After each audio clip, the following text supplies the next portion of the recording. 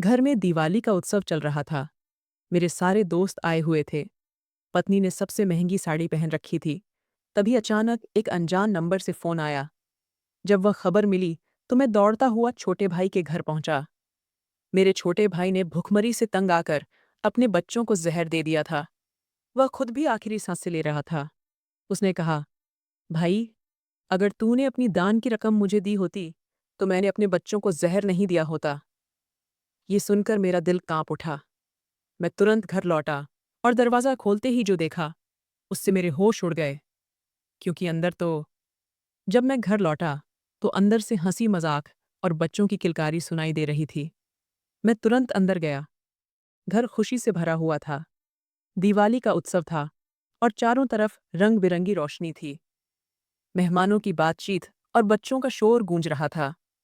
घर में महंगे पर्दे, नया फर्नीचर और सजावटी सामान हर किसी का ध्यान खींच रहे थे।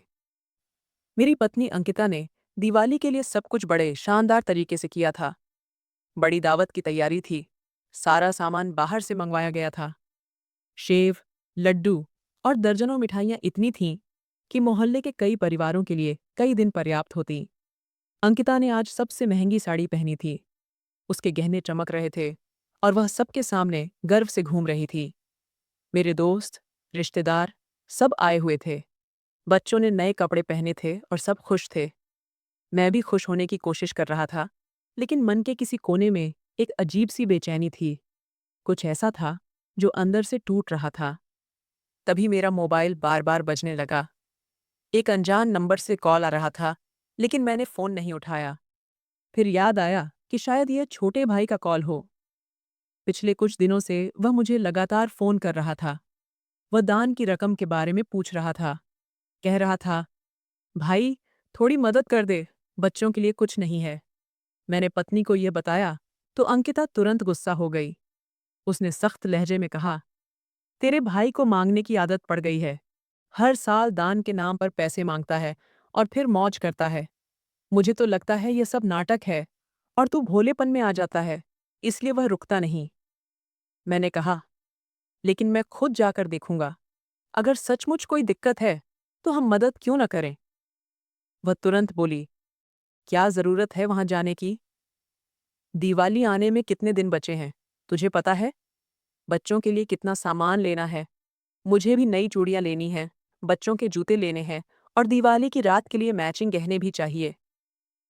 उसके जिद्दी स्वभाव के कारण मैं बच्चों और अंकिता को बाजार ले गया। 2 लाख की खरीदारी हो गई। बच्चों ने खिलौने, कपड़े, अंकिता की पसंद की महंगी साड़ियाँ, जूते, पर्स और मेकअप का सामान खरीदा। बाजार लोगों से भरा हुआ था। रोशनी से मन प्रसन्न हो रहा था। दिवाली की रात नजदीक आ रही थी। चारों तरफ खुशी का माहौल था, लेकिन मेरे मन में एक अजीब सी खालीपन था। इसी भीड़ में एक पल ऐसा आया जब मेरी नज़र एक छोटे बच्चे पर पड़ी। उसकी आंखों में एक उम्मीद दिख रही थी। वह नए कपड़ों को ऐसे देख रहा था जैसे उसने कभी उन्हें पहना ही न हो। मेरा मन हिल गया। मैं जेब से 500 रुपये निकाल कर देने वाला था। तभी अंकिता ने मेरा हाथ रोक लिया। वह झटके से बोली, क्या कर रहा है अमित? अरे, इन लोगों को ऐसे चेहरे बनाने की आदत होती है। इनके घरों में नोटों से भरी तिजोरियां होती हैं। तू इतनी मेहनत करता है अपने बच्चों के लिए, इनके लिए नहीं। चल, अब हम आइसक्रीम खाने चलते हैं। मैं चुप रहा। बोलने की हिम्मत नहीं हुई। वह बच्चा चुपचाप वहां से हट गया और हम आइसक्रीम की दुकान की ओर चल पड़े। मन में एक कसक रह गई, जैसे कोई घाव अभी लगा हो और वह धीरे धीरे अंदर तक फैलता जा रहा हो। मेरे लिए जिंदगी तयशुदा रास्ते पर चल रही थी। मैं सुबह ऑफिस जाता और देर रात लौटता। व्यवसाय बढ़ रहा था, कमाई अच्छी हो रही थी और इसके साथ जिम्मेदारियां भी बढ़ रही थीं। हर महीने जब आय का हिसाब होता तो मैं वह रकम अंकिता के हाथ में दे देता। शुरू से ही उसने यह जिम्मेदारी अपने हाथ में ले ली थी। उसका कहना था कि औरत ही घर को ठीक से चला सकती है, बजट संभाल सकती है और ज़रूरतों को बेहतर समझ सकती है। मैंने कभी इसका विरोध नहीं किया, न ही कभी पूछा कि वह पैसे कहाँ खर्च करती है। वह कहती थी कि दान की रकम भी वही देती है। वह ज़रूरतमंदों को जानती है और भरोसे के साथ उन्हें मदद पहुंचाती है। मैं संतुष्ट हो जाता था। मुझे हमेशा लगता था कि मैं सचमुच भाग्यशाली हूँ कि मुझे ऐसी पत्नी मिली जो न सिर्फ घर को साफ सुथरा रखती है, बल्कि दान धर्म और कर्तव्यों में भी आगे रहती है। मेरी ऑफिस की व्यस्तता बढ़ती जा रही थी। जब से मैंने अंकिता को घर की जिम्मेदारी सौंपी, मुझे मन से यकीन था कि पीछे सब कुछ ठीक चल रहा है। बच्चे स्कूल जा रहे थे, घर हमेशा साफ और सजा हुआ रहता था। ससुराल वाले बार बार आते थे और अंकिता उनकी बड़ी आवभगत करती थी। जाहिर है, जब एक पत्नी इतने व्यवस्थित तरीके से सब कुछ संभालती है, तो पति का ध्यान सिर्फ काम पर रहता है। लेकिन कुछ समय से मेरे मन में एक उलझन शुरू हो गई थी। मेरा छोटा भाई परेशानी में था। वह कभी-कभी मुझे फोन करता और बड़ी विनम्रता से अपनी स्थिति बताता। कहता, दादा, कुछ दिन हो गए, बच्चों को दूध भी नहीं मिला। सोचा, तुझसे थोड़ी मदद मांग लूं। अभी दान धर्म के दिन हैं। अगर मुमकिन हो, तो मेरी तरफ भी थोड़ा ध्यान दे। मैंने अंकिता से बात की। कहा, मेरा मन कहता है कि भाई को दान की रकम से मदद करनी चाहिए। वह बहुत परेशानी में है। अंकिता ने तुरंत जवाब दिया, मैंने पहले ही सारी दान की रकम उस जरूरतमंद को दे दी है। और तेरा भाई, उसे तू जितना भी दे, उसकी जरूरतें खत्म नहीं होंगी। हर साल दान के नाम पर पैसे लेता है, कुछ काम क्यों नहीं करता? मैं चुप हो गया।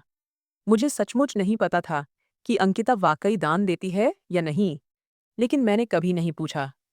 मैं इतना व्यस्त था कि छोटे भाई के घर जाना भी रह गया। कई साल बीत गए, उसके दरवाजे पर कदम रखने का वक्त ही नहीं आया। और जब भी वक्त होता, अंकिता कोई न कोई बहाना बनाकर मुझे रोक देती। वह हमेशा कहती, तू हर बार कहता है कि बस एक बार जाऊंगा, लेकिन हर बार वहां से लौटने के बाद तेरा मूड खराब होता है। तू परेशान रहता है। अच्छा है, तू अपने सुख की राह में रुकावट मत डाल। और मैं मान जाता। शायद मैं कमजोर था, शायद मैं अपनी व्यस्तता का बहाना बनाकर अपनी जिम्मेदारियों से भाग रहा था।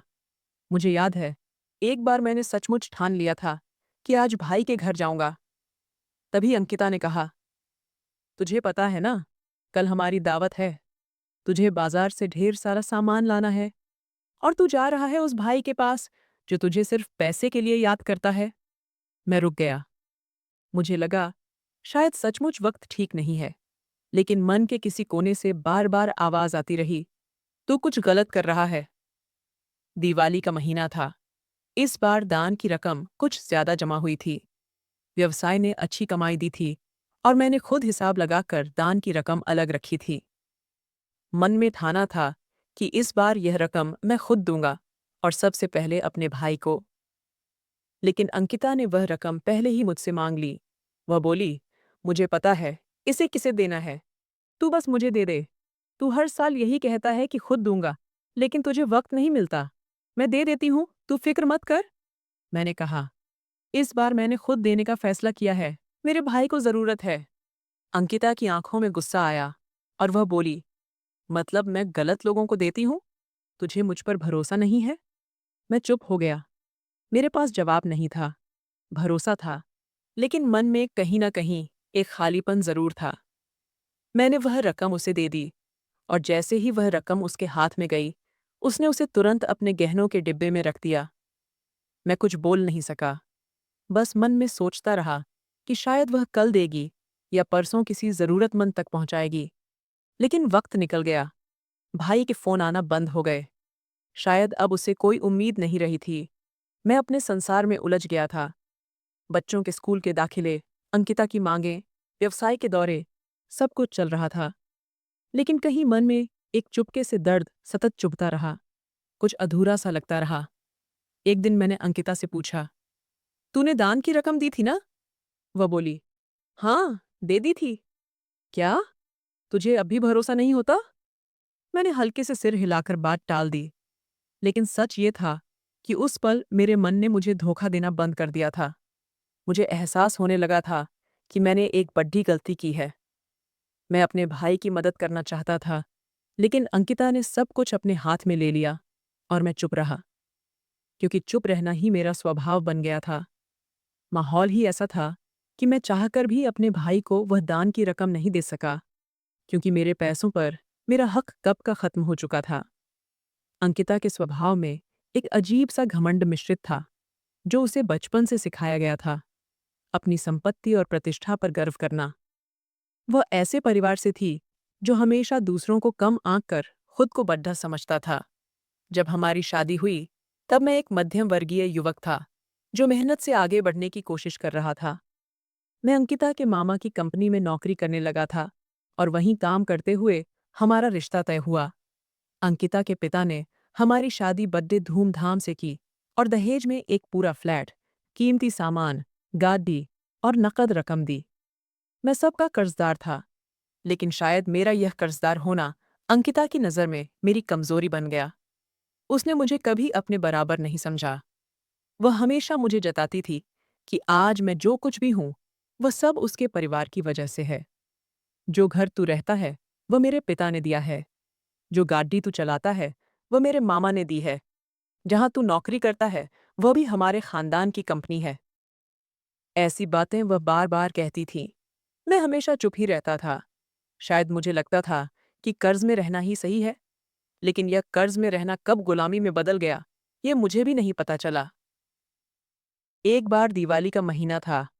मेरे छोटे भाई की पत्नी ने मुझे फोन किया। उसके बोलने में संकोच था, आंखों में आंसू थे, आवाज कांप रही थी। उसने कहा, भाई, अगर मुमकिन हो तो बच्चों के लिए कुछ कपड़े ले आइए। हम लोग मांगने वाले नहीं हैं, लेकिन इस बार कुछ भी नहीं है। मेरा दिल भर आया। मैंने तुरंत बैंक से कुछ पैसे निकाले और भाई के घर पहुंचा। वह पल आज भी मेरी आंखों के सामने है। बच्चे फटे पुराने कपड़ों में थे, घर बिखरा हुआ था, फ्रिज खाली था और चूल्हा ठंडा। मैंने बिना कुछ बोले पैसे भाई के हाथ में रख दिए। वह रोने लगा। मुझे ऐसा लगा जैसे मैंने अपना कर्तव्य निभा लिया। लेकिन जब मैं घर पहुंचा और अंकिता का बदला हुआ व्यवहार देखा, तो मुझे हैरानी हुई। उसने पैसे की रसीद देखी तो उसका चेहरा लाल हो गया और वह चिल्लाने लगी, कौन है तू मेरे पैसों से किसी को देने वाला? तुझे मेरी इजाजत के बिना पैसे देने का हक है क्या? मैंने नरमी से कहा, वह मेरा छोटा भाई है। उसके बच्चों के पास कपड़े तक नहीं थे। मैंने सिर्फ 2,000 रुपए दिए। इस पर वह बोली, और तुझे लगता है कि तेरा भाई इतना लायक है कि हमारे पैसों पर हाथ डालेगा? जब मेरे मायके वाले आते हैं, हम उन्हें तोहफे देते हैं, सारी व्यवस्था करते हैं, तब तुझे गुस्सा नहीं आता। लेकिन जब तेरे रिश्तेदारों की बारी आती है, तो तेरा दिल पिघल जाता है। तुझे उनकी कीमत करनी है। मैं चुपचाप खड़ा था। मुझे समझ नहीं आ रहा था कि प्यार और रिश्ते कब से पैसों के वजन में तौले जाने लगे। मैंने कहा, अंकिता, वह मेरा भाई है। उसके बच्चे मेरे अपने बच्चों जैसे हैं।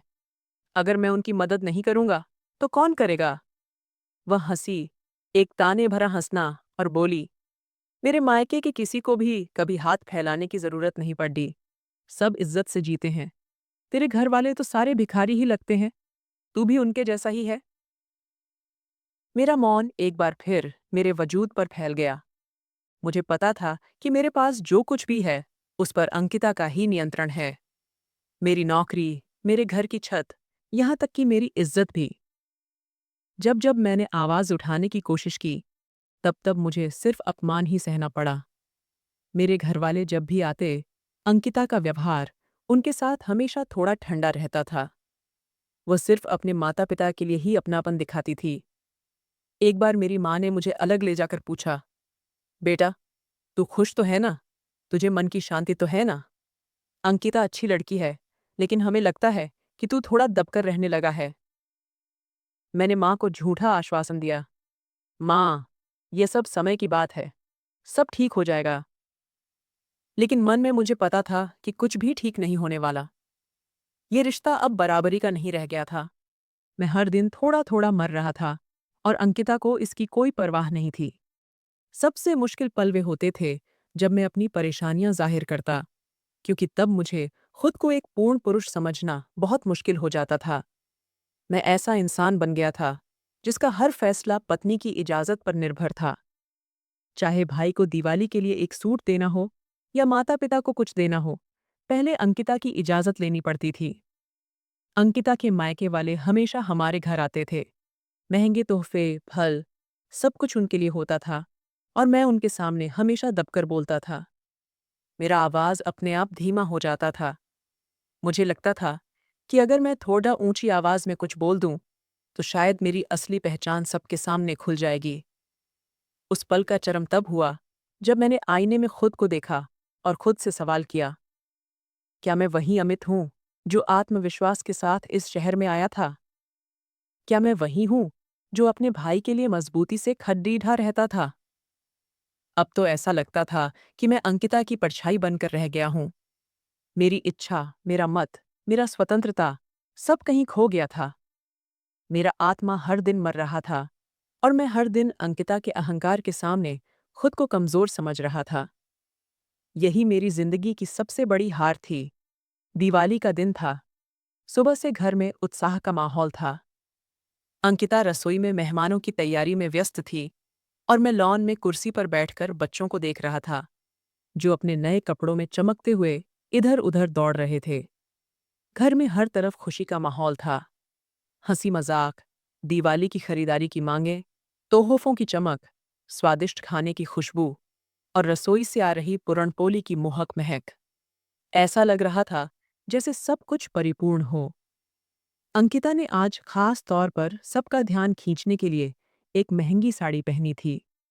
गहरे लाल रंग की खूबसूरत साड़ी, बारीकी से पहने सोने के गहने, आंखों में काजल, हाथों में मेहंदी और नाखूनों पर गहरी नेल पॉलिश। वह आईने में खुद को देखकर अपने सौंदर्य पर इठलाकर हंस रही थी। ससुराल वाले भी घर पहुंच चुके थे।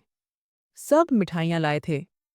बच्चे कमरे कमरे में दौड़कर खेल रहे थे, खुशी मना रहे थे। लेकिन इस सब के बीच मेरे मन में एक अलग सी पीड़ा थी, जैसे कुछ अंदर से टूट रहा हो।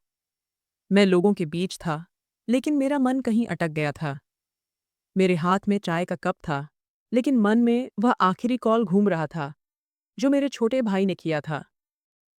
पिछले कुछ समय से उसकी तबीयत ठीक नहीं थी।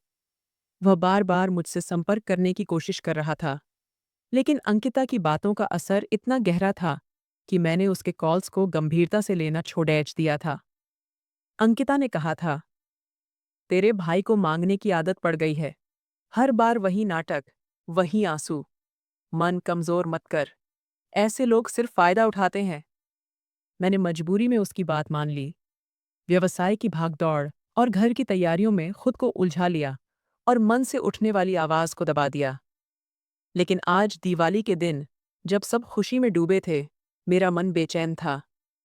मेरे भाई की आंखों में डर, उसके बच्चों की हालत, उसकी पत्नी का मौन, सब कुछ मेरी आंखों के सामने बार बार आ रहा था। मैंने मोबाइल उठाया। स्क्रीन पर कई मिस्ड कॉल्स थे, ज्यादातर अनजान नंबर से। कुछ देर मैं स्क्रीन को देखता रहा। मन कह रहा था, फोन उठा, लेकिन दिमाग कह रहा था, आज का दिन खुशी का है, कोई बेकार की बात नहीं होनी चाहिए। मैं उस उलझन में था कि तभी फिर से फोन बजा। इस बार मैंने कॉल उठा लिया। सामने से एक अनजान व्यक्ति की घबराई हुई आवाज आई। नमस्ते, क्या आप अमित साहब बोल रहे हैं? हाँ, बोलिए। भाई साहब, आपके छोटे भाई के घर बहुत बड़ा हादसा हो गया है। आप तुरंत आइए। उनकी पत्नी और बच्चों की हालत बहुत गंभीर है। मेरे हाथ से मोबाइल छूटते छूटते बचा। सीने में धड़कन की जगह जैसे कुछ रुक गया। सांसें बेकाबू हो गईं। मैंने बिना कुछ सोचे, बिना किसी को कुछ बताए, जूते पहने और दरवाजे की ओर दौड़ पड़ा। अमित, कहाँ जा रहा है? मेहमान आए हैं, तुझे सबके साथ बैठना है। अंकिता की आवाज़ पीछे से आई, लेकिन मैंने कुछ नहीं सुना और बाहर निकल गया। मेरे पाँव अपने आप तेजी से बढ़ रहे थे। गाड़ी की चाबी हाथ में थी, लेकिन हाथ कांप रहे थे। गाड़ी स्टार्ट करते ही आंखों के सामने वो आखिरी पल घूमने लगा, जब भाई ने कहा था, भाई, बस थोड़े पैसे दे दे, बच्चे भूखे हैं। रास्ते में गाड़ी तेजी से दौड़ रही थी, लेकिन मेरा दिल जैसे तूफान में था।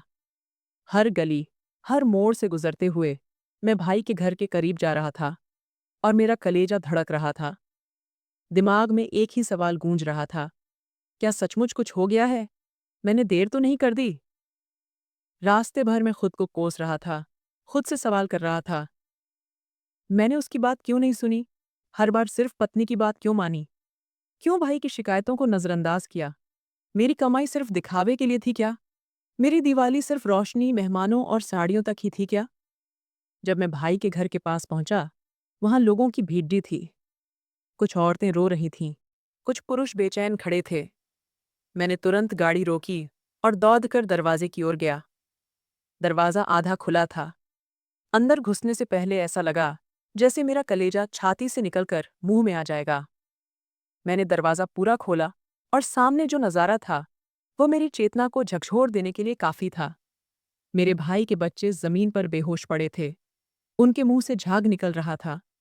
आंखें आधी खुली थीं और शरीर पूरी तरह शांत। एक कोने में उसकी पत्नी भी उसी तरह बेहोश पड़ी थी और बीच में मेरा भाई आधा होश में तड़प रहा था। मोहल्ले के कुछ लोग उन पर पानी छिड़क रहे थे, कुछ लोग एम्बुलेंस को फोन कर रहे थे, लेकिन सबके चेहरों पर एक ही सवाल था, आखिर हुआ क्या? मैंने तुरंत अपने भाई की ओर दौड़ लगाई। उसने मुझे देखा। उसकी आंखों में आंसू थे, होंठ कांप रहे थे। वह कुछ कहने की कोशिश कर रहा था। मैंने उसका हाथ पकड़ा तो उसने धीमी आवाज में कहा, भाई, 3 दिन से बच्चों ने कुछ नहीं खाया था। जहर आसान लगा, इसीलिए सब खत्म करने का फैसला किया। तुझसे उम्मीद थी, लेकिन तूने भी मुंह फेर लिया। ये शब्द सुनते ही मैं वहीं जमीन पर बैठ गया। दिल जैसे फट गया था। सांस लेने में तकलीफ हो रही थी। मैं जोर जोर से रोने लगा। उसका आखिरी वाक्य मेरे कलेजे में तीखी तलवार की तरह चुभ गया। तुझसे उम्मीद थी, लेकिन तूने भी मुंह फेर लिया। मेरी आंखों के सामने मेरे भाई की सांसें धीरे धीरे कम हो रही थीं। मैंने उसे गले लगाया और चिल्लाया, नहीं भाऊ, मुझे माफ कर, प्लीज माफ कर। वह ऐसा पल था जब मुझे एहसास हुआ कि मेरे सारे सपने, अहंकार, खुशियां एक पल में टूटकर बिखर गए थे। घर में दिवाली का उत्सव चल रहा था, लेकिन मेरे मन में शोक का माहौल पसरा हुआ था। मैं जमीन पर घुटनों के बल बैठा था और मेरी गोद में मेरा छोटा भाई धीरे धीरे आखिरी सांसें ले रहा था। उसकी आंखें आधी बंद थीं, शरीर ठंडा हो चुका था और होठों पर ऐसी बेबसी थी जैसे जाते वक्त भी वह मुझसे कुछ पूछ रहा हो। गली के कुछ लोग मेरे आसपास खड़े थे। कोई रो रहा था, कोई प्रार्थना कर रहा था, तो कोई चुपचाप अविश्वास से देख रहा था। सब कुछ जैसे ठहर गया था, मानो समय रुक गया हो। कमरे में ऐसी खामोशी थी जैसे वह आत्मा को भी भेद दे। भाई की पत्नी दीवार के सहारे बेहोश बैठी थी, जैसे उसके अंदर का सारा जीवट खत्म हो चुका हो। आंखें खुली थीं, लेकिन उनमें कोई हलचल नहीं बची थी। सामने जमीन पर उसके बच्चे पड़े थे। उम्र में ज्यादा फर्क नहीं था, लेकिन हालात ने सबको एक जैसा कर दिया था। उनके मासूम चेहरे अभी भी उस ताजगी की गवाही दे रहे थे जो किसी ने कई दिनों से नहीं देखी थी। मैं उन्हें देख रहा था, फिर भाई के चेहरे की ओर, और मेरे मन में एक ही विचार गूंज रहा था, ये सब मेरी वजह से हुआ है। भाई ने धीमी आवाज में कुछ कहने की कोशिश की। मैं झुककर उसके पास गया। उसके टूटे टूटे सांसों के साथ कुछ शब्द बाहर आए। भाई, बच्चों ने 3 दिन से कुछ नहीं खाया था। रो रहे थे, तड़प रहे थे। मेरे पास कुछ भी नहीं बचा था। मैंने उसके चेहरे को छुआ। वह ठंडा हो चुका था, लेकिन उसकी आंखों में वही पीड़ा थी, वही सवाल जो हर असहाय इंसान की नज़र में होता है। मैंने अपनी आवाज़ संभालते हुए पूछा, फिर ये सब क्यों किया? इतना बड़ा कदम कोई कैसे उठा सकता है? वह टूटी आवाज़ में बोला, क्या करता भाई? कहाँ जाता? मुझे बस इतना चाहिए था कि दिवाली में बच्चों को कुछ खाने को मिले, कुछ पहनने को मिले, लेकिन किसी ने नहीं सुना। जब तूने भी मुंह फेर लिया, तो एक ही रास्ता बचा। जहर आसान लगा, उधार लेकर लाया और सबको दे दिया। मेरे वजूद पर जैसे कोई पहाड़ ढह गया। मेरी आंखों से आंसू बहने लगे। मैंने उसका सिर अपनी गोद में रखकर कहा, तुझे मुझे बताना चाहिए था भाऊ, मैं तेरा था, तुझे कैसे छोड़ देता? वह हल्के से हंसा, वह हंसी जो दर्द के नीचे दबकर मर चुकी थी। बताया था भाई, कई बार फोन किया, लेकिन अंकिता भाभी हर बार मना कर देती थीं। कहती थीं, तेरा वक्त कीमती है, मैं तो बोझ हूं। मुझे पता है तू मजबूर था, लेकिन मन को तसल्ली नहीं मिली। मैंने उसका चेहरा झुकाकर उसके माथे का चुंबन लिया। तू बोझ नहीं था, तू मेरा अभिमान था, मेरा भाई था। वह धीरे धीरे सांसों की डोर से छूटता जा रहा था। हर पल मेरी जिंदगी छीन रहा था। उसकी आवाज कांप रही थी। कितनी बार सोचा भाई, अगर तूने दे दिया होता तो मेरे बच्चों की सांसें चल रही होती, मेरी पत्नी की आंखों में अभी भी जिंदगी होती। माफ कर भाई, मैं कमजोर हो गया था। मैंने उसे कसकर गले लगाया। उसका शरीर अब निश्चल हो रहा था। उसकी सांसें मंद पड़ रही थीं, आंखें बंद हो गई थीं, और कुछ ही पलों में एक लंबी सांस के साथ वह शांत हो गया। उसकी पकड़ मेरे हाथ से ढीली पड़ गई। वह मेरी गोद में, मेरे हाथों में, मेरे दिल के टुकड़े में प्राण छोड़कर चला गया। मैं वैसे ही बैठा रहा, उसे गले लगाए। मुझे होश नहीं था कि बाहर क्या हो रहा है। लोग क्या बोल रहे हैं? पुलिस आएगी? एम्बुलेंस आई? मेरे कानों में बस भाई के आखिरी शब्द गूंज रहे थे। जहर आसान लगा। शायद तूने दान की रकम दी होती भाई। मेरे आंसू अब रुक नहीं रहे थे। मैं रो रहा था, जैसे कोई बच्चा अपनी माँ के लिए रोता है। मेरे दिल में दुख इतना प्रचंड हो गया था कि ऐसा लग रहा था कि उसी पल मैं भी मर जाऊं। यही वह दिन था क्या, जिसके लिए मैंने 2 लाख की खरीदारी की थी? यही वह मौका था क्या, जिसके लिए मेरी पत्नी ने महंगी साड़ी और गहने खरीदे थे? यही वह दिवाली थी क्या, जिसके रंगों, रोशनी और मेहमानों की गपशप ने सपने सजाए थे? और यहाँ मेरे भाई के घर में सिर्फ अंधेरा, खामोशी और मृत शरीर थे। वे मासूम बच्चे, एक असहाय माँ और मेरा भाई। सब कुछ खत्म हो गया था। और मैं जिंदा था, लेकिन अंदर से पूरी तरह टूट चुका था। मेरा अंतःकरण चीख रहा था, मेरा दिल हाहाकार कर रहा था, मेरी आत्मा रो रही थी। जब मैंने भाई की आंखों को आखिरी बार बंद किया, मेरे हाथ कांप रहे थे।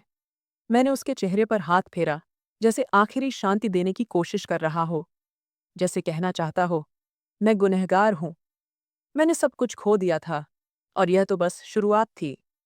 मेरा भाई मेरे सामने, मेरी गोद में, मेरी बाहों में प्राण छोड़कर चला गया, और इसके साथ ही मेरी मानवता, मेरा आत्मसम्मान, मेरा अंतःकरण भी।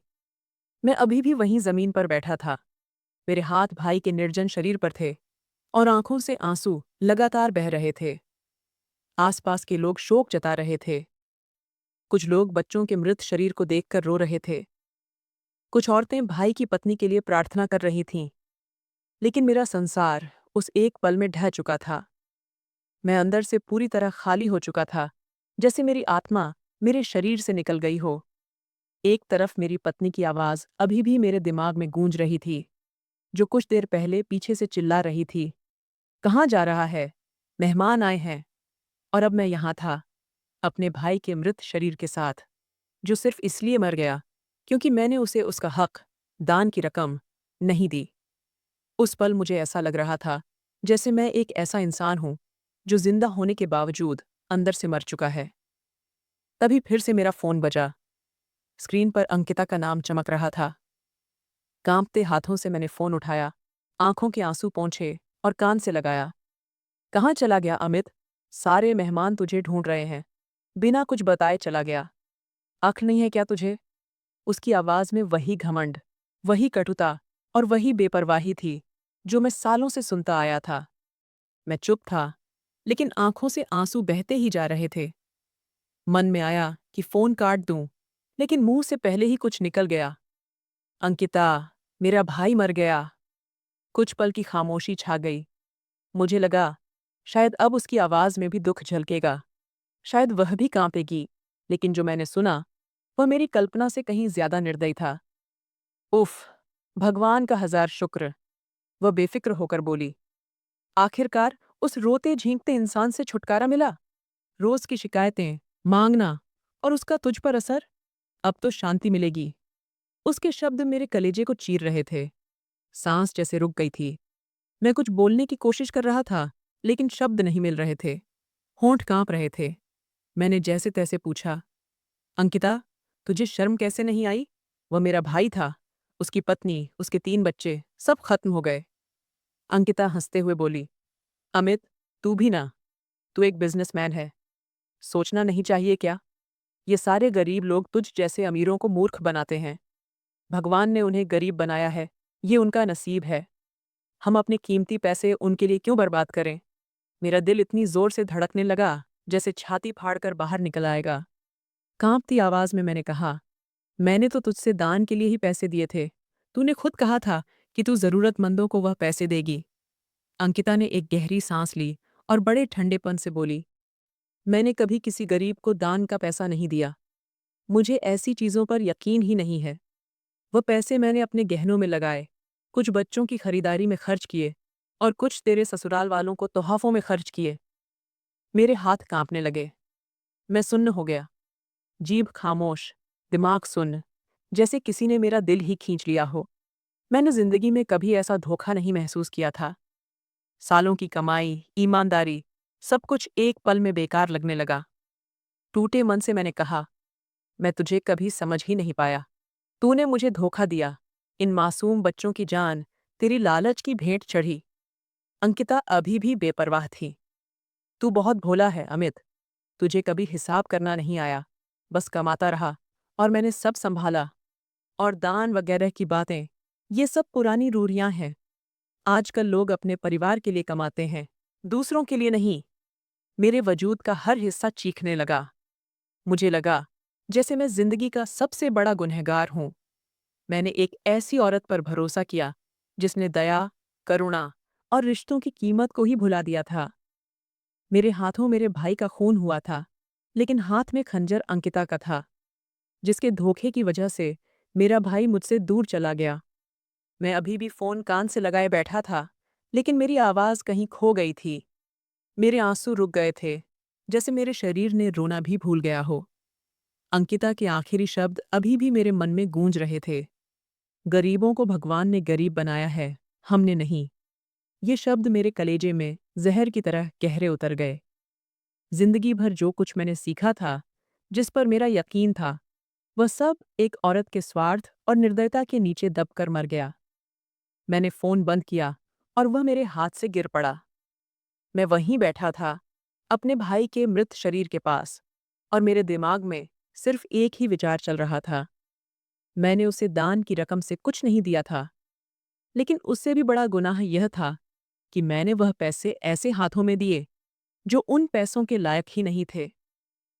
अब मुझे एहसास हो रहा था कि सिर्फ मेरे भाई का ही नहीं, मेरे अंतरात्मा का, मेरे धर्म का, मेरे विश्वास का और मेरी मानवता का भी खून हो गया था। और हत्यारा वही थी जिसे मैं जिंदगी भर अपनी जोड़ीदार मानता आया था। जब मैं अपने भाई के मृत शरीर को कंधा दे रहा था, मेरे हाथ कांप रहे थे। मेरे मन में बार बार एक ही विचार घूम रहा था, शायद, बस शायद, जिस दिन मैंने उसके मन की सुनी होती, शायद मैंने अपनी पत्नी के शब्दों से ज्यादा एक बार उसकी पीड़ा को समझा होता। बस इतना ही किया होता, तो क्या बहुत कुछ नहीं बच गया होता? अगर मैंने उसकी एक पुकार का जवाब दिया होता, कुछ मदद की होती, तो क्या आज एक पूरा परिवार तबाह होने से बच गया होता? दान की वह कुछ हजार की रकम उस वक्त मुझे इतनी कीमती लगी थी, लेकिन आज उसके बदले में राख का ढेर छोड़कर कुछ भी नहीं बचा। जब मैंने भाभी और उनके बच्चों की अंत्ययात्रा की, तो मेरे दिल से चीख निकली कि भगवान से माफी मांग लूं, लेकिन अब मुझ में इतनी ताकत भी नहीं बची थी कि मैं भगवान के लिए हाथ उठा सकूं। मेरी प्रार्थनाएं तो उसी दिन खो गई थीं, जिस दिन मैंने अपने मन की सच्चाई पर पर्दा डालकर झूठ का समर्थन किया। मैंने अपने भाई की गरीबी का मजाक उड़ाया और कुछ नहीं बोला। जब मैंने अंकिता को दान के लिए वह रकम दी और पीछे मुड़कर यह भी नहीं पूछा कि उसने उसे कहाँ खर्च किया, तब मुझे अंदाजा भी नहीं था कि ऐसा दिन भी आएगा। आज वे सब, जिनके लिए मैंने अपनी पूरी जिंदगी खर्च की, मिट्टी में मिल गए हैं। मेरा फ्लैट, मेरी गाड़ी, मेरे गहने, मेरी कमाई, सब कुछ जो मैंने अपनी पत्नी और बच्चों के लिए जोड़ा था, आज राख में बदल गया है। अब न पत्नी बची, न बच्चे, न भाई, न भतीजे, न सुख, न शांति, न खुशी, न अभिमान और न ही संपत्ति। बचा है तो बस पश्चाताप, बस यादें, बस वे पल जो बार बार आते हैं और मुझसे सवाल पूछते हैं, क्या तूने अपनी जिम्मेदारी निभाई? क्या तूने भगवान की आज्ञा का सम्मान किया? क्या तूने वह संपत्ति वहां पहुंचाई जहां उसका हक था? और मेरे पास हर सवाल का सिर्फ एक ही जवाब है, नहीं। आज भी मैं उस राख के ढेर के नीचे बैठा हूं, राख उठाकर सोचता हूं, क्या यही वह घर था जिसे मैंने प्यार से सजाया था? लेकिन दान की रकम, जिसका हक था, उसे न देकर मैंने भगवान की नाराजगी मोल ली, और भगवान ने मुझसे वह सब छीन लिया जिस पर मुझे अभिमान था। मेरी कहानी का अंत हो चुका है। मेरा भाई इज्जत और सच्चाई की ताकत के साथ इस दुनिया से चला गया, लेकिन मैं अपने स्वार्थ, अपनी कमजोरी और अपने पापों के बोझ तले दबकर मर गया हूं। अब मेरा जीवन मेरे लिए नहीं, बल्कि उनके लिए एक सबक है, जो यह समझते हैं कि दान देना एक उपकार है। नहीं, दान देना उपकार नहीं, वह हक है, और वह हक न देना एक पाप है। आज मेरा सब कुछ खत्म हो चुका है, दोनों परिवार, दोनों घर, दोनों जहान, और मैं खड़ा हूं एक उजड़ी हुई कहानी के रूप में, जो अब बस इतना ही कह सकता है, सब कुछ मेरे हाथ में था। शायद अगर मैंने अपने भाई को दान की रकम दी होती, तो दोस्तों, यह थी आज की कहानी। इस कहानी के बारे में आपका क्या विचार है? इसे कमेंट बॉक्स में ज़रूर बताइए। अगर आपको यह कहानी पसंद आई, तो वीडियो को लाइक करें और इस चैनल को सब्सक्राइब करें। धन्यवाद।